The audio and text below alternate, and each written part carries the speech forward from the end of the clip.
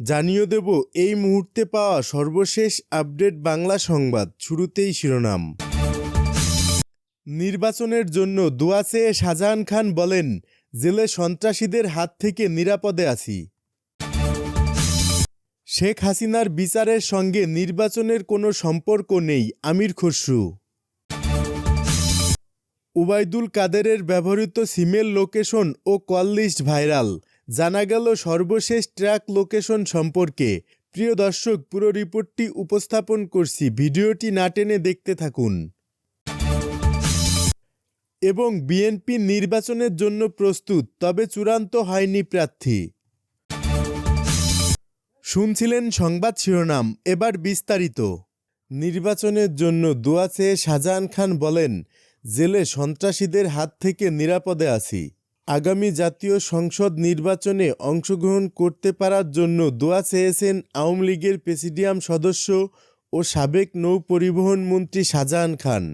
কারাজীবন থেকে মুক্তি পেয়ে দেশে শান্তি শৃঙ্খলা কিভাবে ফিরিয়ে আনা যায় সেজন্যও তিনি দোয়া চেয়েছেন। জুলাই আন্দোলনে যাত্রাবাড়ি থানায় দায়ের হওয়া হত্যা মামলায় বুধবার সকালে গ্রেপ্তার দেখানোর বিষয়ে শুনানির আগে আদালতে তোলার আগে দোয়া চান শেখ হাসিনা সরকারের সাবেক এই প্রভাবশালী মন্ত্রী। সকাল 10টার দিকে ঢাকার মেট্রোপলিটন ম্যাজিস্ট্রেট আদালতে তোলা হয় আনিসুল হক, শাহজাহান খান, কামাল মজুমদার, আতিকুল ইসলাম, সুলাইমান সেলিমসহ অন্য আসামিদের। এ সময় শাহজাহান খানের কাছ থেকে এক সাংবাদিক জানতে চান তিনি কেমন আছেন। জবাবে আওয়ামী লীগের এ নেতা বলেন, আছি তোমাদের দোয়ায়, দোয়া করবা আমার জন্য। তখন ওই সাংবাদিক বলেন, কি দোয়া করব? উত্তরে শাহজাহান খান বলেন, দোয়া করবা যেন তাড়াতাড়ি মুক্তি পেয়ে দেশে শান্তি শৃঙ্খলা কিভাবে ফিরিয়ে আনা এবং আগামী নির্বাচনে কিভাবে অংশগ্রহণ করতে পারি এ সমস্ত বিষয়ে দোয়া করবা। তখন ওই সাংবাদিক আবার বলেন, সবাই বলছে আপনারা দেশের 12টা বাজিয়েছেন। তখন শাহজাহান খান বলেন, আমরা 12টা বাজিয়েছি না কারা 12টা বাজিয়েছে এটা সামনে প্রমাণিত হবে। পরে তাদেরকে আদালত থেকে নামিয়ে সিএমএম আদালতের হাজতখানার উদ্দেশ্যে নেওয়া হয়। তখন আরেক সাংবাদিক শাহজাহান খানকে জিজ্ঞাসা করেন, কারাগারে কেমন আছেন? উত্তরে তিনি বলেন, খুব ভালো আছি, কারাগারে থেকে সন্ত্রাসীদের হাত থেকে নিরাপদে আছি। শেখ হাসিনার বিচারের সঙ্গে নির্বাচনের কোনো সম্পর্ক নেই, আমির খসরু। শেখ হাসিনার বিচার প্রক্রিয়ার সঙ্গে নির্বাচনের কোনো সম্পর্ক নেই বলে মন্তব্য করেছেন বিএনপির স্থায়ী কমিটির সদস্য আমির খসরু মাহমুদ চৌধুরী। তিনি বলেছেন, নির্বাচনিক ব্যবস্থাকে পিছিয়ে নেওয়ার সুযোগ নেই।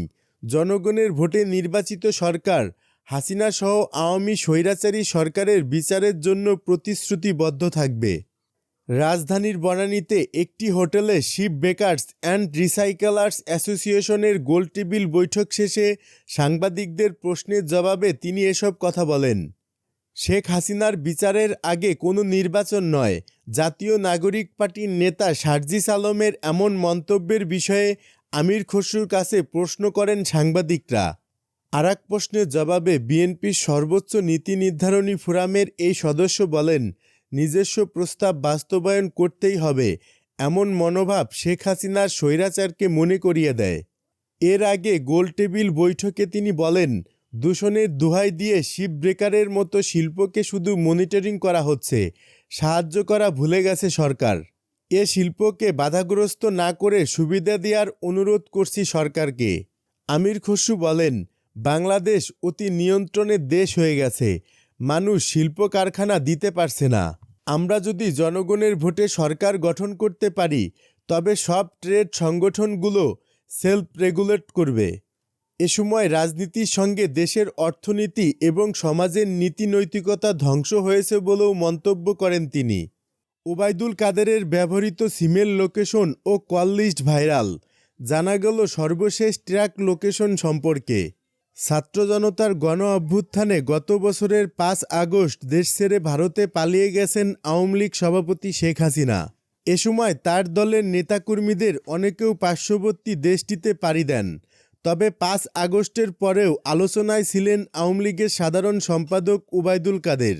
দেশের বিভিন্ন লোকেশনে তিনি আছেন বলে সামাজিক যোগাযোগ মাধ্যমে একাধিকবার খবর ছড়িয়ে পড়ে। কোথাও কোথাও আইন শৃঙ্খলা বাহিনী অভিযানও চালিয়েছে, তবে কোথাও মেলেনি উবাইদুল কাদেরের খোঁজ।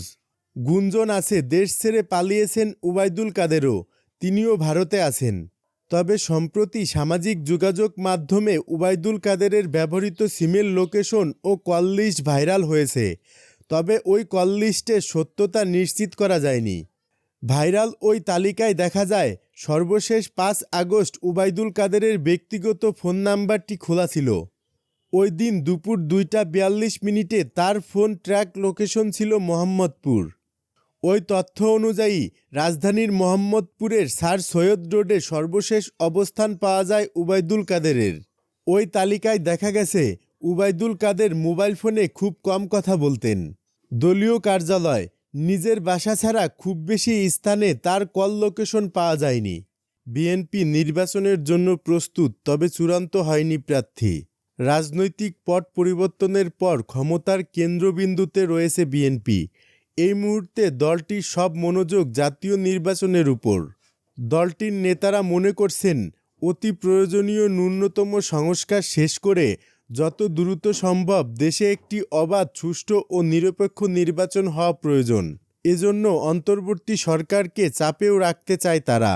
দলটি জাতীয় নির্বাচনকে প্রাধান্য দিয়েই পরবর্তী সাংগঠনিক কর্মসূচি তৈরির নীতিগত সিদ্ধান্ত নিয়েছে। পবিত্র রমজান ও ঈদুল ফিতরের পরপরই নির্বাচন কেন্দ্রিক এ কর্মসূচি ও তৎপরতা শুরু করবে।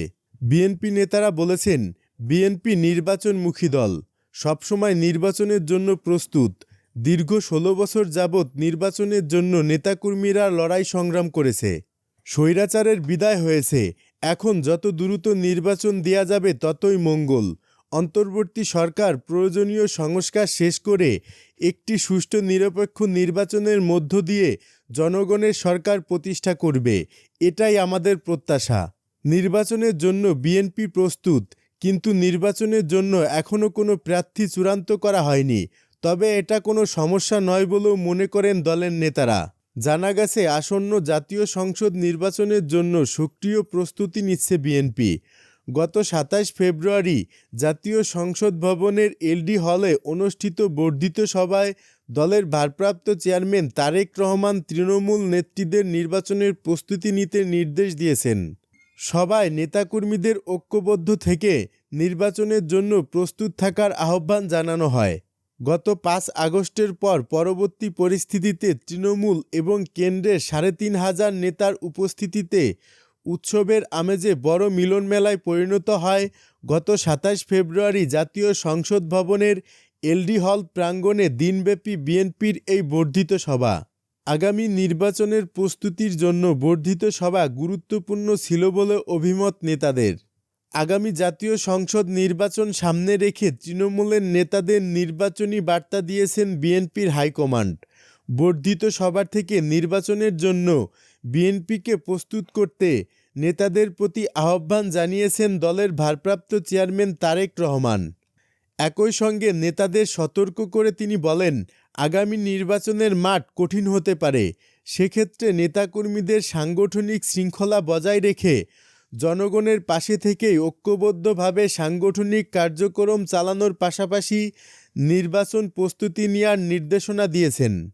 তৃণমূলের নেতারাও নির্বাচন সামনে রেখে দলের যে কোন্দল গ্রুপিং আছে তা মিটিয়ে ফেলার সুপারিশ করেছেন।